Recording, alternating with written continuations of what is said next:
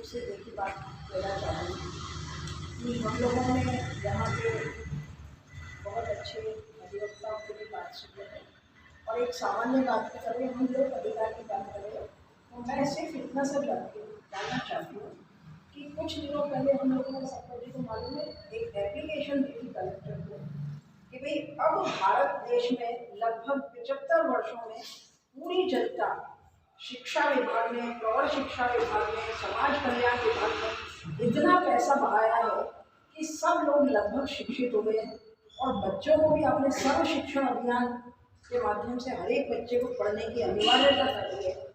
तो क्यों अब जो चुनाव किए जा रहे हैं उसके साथ में किसी व्यक्ति के नाम के साथ में कोई निशान लगाया जाए? हर एक व्यक्ति को पढ़ना आता है, कम से कम हिंदी के अक्षर तो पढ़ना आता ही।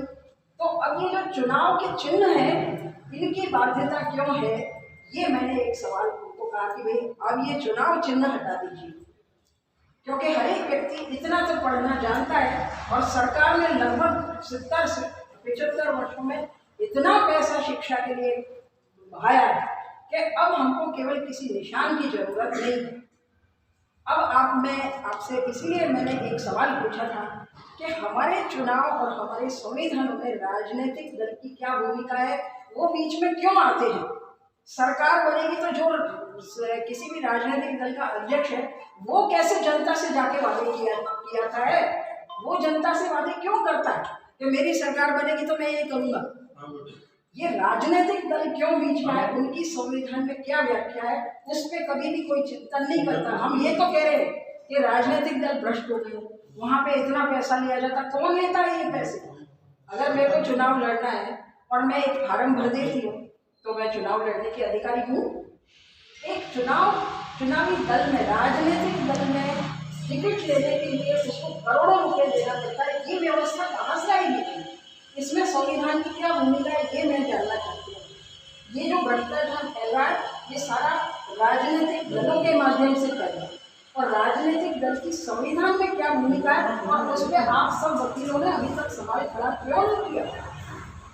कौन है? मान लो एक राजनीतिक दल का अध्यक्ष है कोई, वो इतने वादे जनता से कैसे कर जाता है?